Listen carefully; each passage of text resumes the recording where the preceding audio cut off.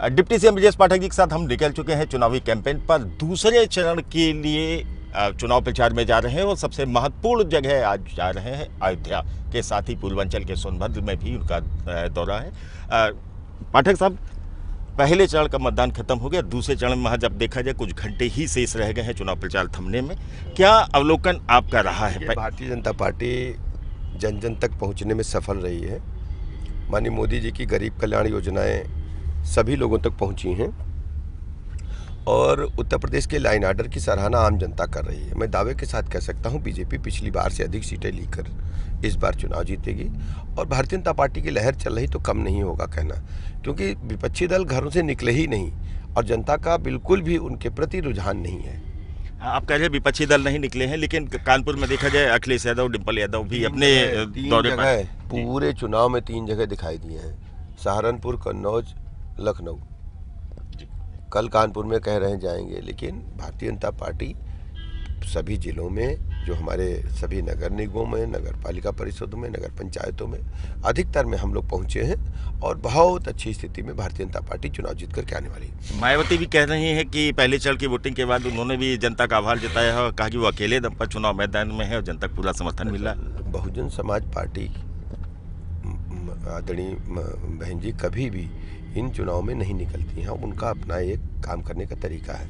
Bharatiya Janata party अपने सभी नेताओं को, कार्यकर्ताओं को लेकर के जनता के बीच में जाती है, आशीर्वाद लेती है। बिल्कुल। जैसा आपने कहा कि विपक्ष के नेता बाहर नहीं निकले, बहन जी भी नहीं निकले, अखिलेश जी ने भी 2-3-4 जगह ही गए, लेकिन इस बार वोटर भी देखा जाए शहरी क्षेत्रों में उतना नहीं निकला है। राजधानी लखनऊ में भी कम। आलोक जी, हमेशा मतदान ऐसे ही होता है और इन चुनाव में जनता जो है इसी प्रकार मतदान करती। कारण उसका ये है कि एक तो जो शहरी मतदाता है वो इतनी लंबी छुट्टी देख करके वो कहीं न कहीं मूवमेंट में निकल जाते हैं घर के बाहर।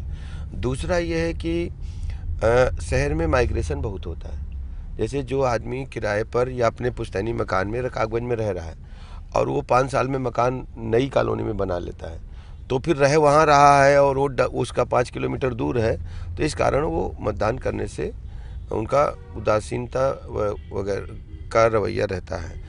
अब इस बात को लेकर भारतीय जनता पार्टी ने अलग से एक टीम बनाई है और हम लोग टीम के साथ चुनाव बाद बैठेंगे और एक नई रणनीति तैयार करेंगे जिससे वास्तविक मतदाता बूथ पर जो हैं वो रहें और उन्हीं को वोट के लिए प्रतिशत माना जाए। सामान्यतः ऐसे लोगों का भी नाम संकलित हो जाता है सूची में जो बूथ पर नहीं रहते।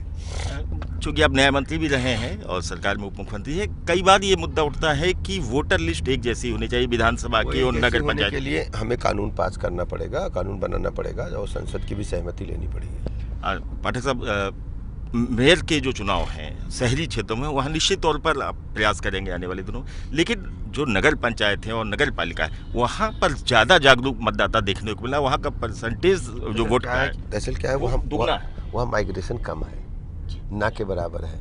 जो नगर पंचायतें होती हैं वो गांव से थोड़ा बेहतर हैं, तो लोग वहाँ नई कॉलोनी डेवलप नहीं हुई हैं। अब लखनऊ जैसे जो 17 बड़े महानगर हैं, यहाँ पर माइग्रेशन बहुत होता है।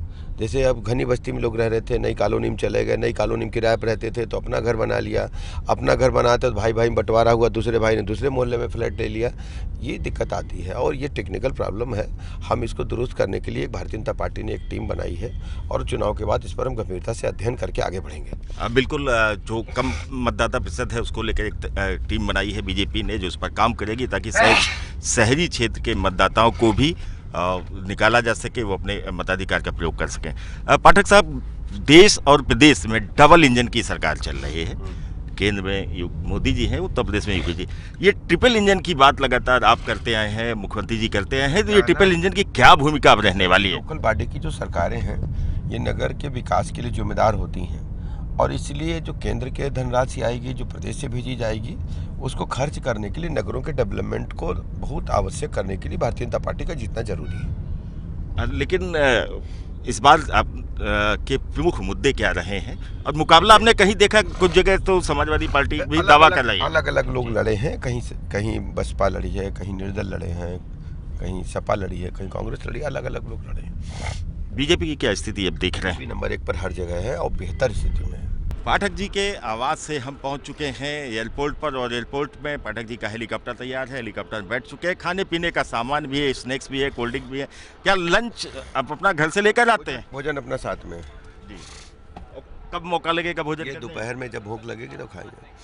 पाठक साहब अयोध्या जा रहे हैं और अयोध्या पर पूरे सोनभद्र, विश्व की सोनभद्र और अयोध्या 3 जगह जाना है। जी जी। और चुनाव अंतिम प्रहर में है। अयोध्या में रामलला का भव्य मंदिर 2024 जनवरी तक तैयार होने की उम्मीद है और हम सब इंतजार कर रहे हैं। माननीय प्रधानमंत्री जी आकर के जब लोकार्पण करेंगे, दुनिया तमाशा देखेगी। बिल्कुल लोकार्पण करेंगे, दुनिया तमाशा देखेगी। अयोध्या में आज कौन सी प्रमुख बातें आप रखेंगे जनता के बीच में? हालांकि पूर्वांचल में देखिए, माननीय प्रधानमंत्री जी की जो गरीब कल्याण योजनाएं है वो जन जन तक पहुंची हैं। यूपी का लाइन आर्डर और अयोध्या को विशेष जो डेवलपमेंट मिल रहा है यूपी गवर्नमेंट से, अयोध्या में प्रभु रामलला का मंदिर बन रहा है, यही सब बातें मुख्य रूप से होगी। अच्छा, इस बीच में देखा जाए बात डबल इंजन की होती है, अब ट्रिपल इंजन की सरकार के साथ ही हाल में एटीएस ने बहुत एक्टिविटी की है, एसटीएफ ने की है, पीएफआई की जगह कई जगह छापे इसमें मारे। कानून का राज स्थापित हो, ये हमारी जिम्मेदारी है और इस दिशा में हम काम कर रहे हैं। हर स्थिति में उत्तर प्रदेश में सबको वॉच करके और जो गड़बड़ कर रहे हैं, जो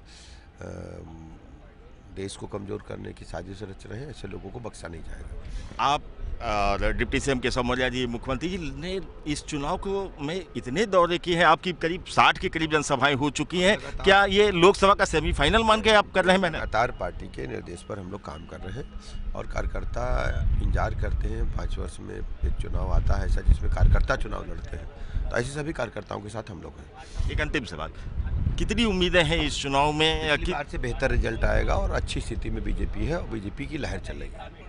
धन्यवाद। पाठक जी के जो पायलट है वो भी आ चुके हैं, पूरे सिक्योरिटी के इंतजाम हो चुके हैं। कुछ ही देर में इनका जो हेलीकॉप्टर है वो उड़ेगा और अयोध्या सोनभद्र में इनकी जनसभाएं हैं और क्या कहना है कि जनवरी में भव्य राम मंदिर का उद्घाटन करेंगे और साथ ही प्रदेश के अंदर कानून का राज है और उत्तर प्रदेश के अंदर निकाय चुनाव में बीजेपी बहुमत के साथ जीतने जा रही है। समय के लिए लखनऊ एयरपोर्ट से कैमरामैन सत्येंद्र के साथ आलोक गुप्ता।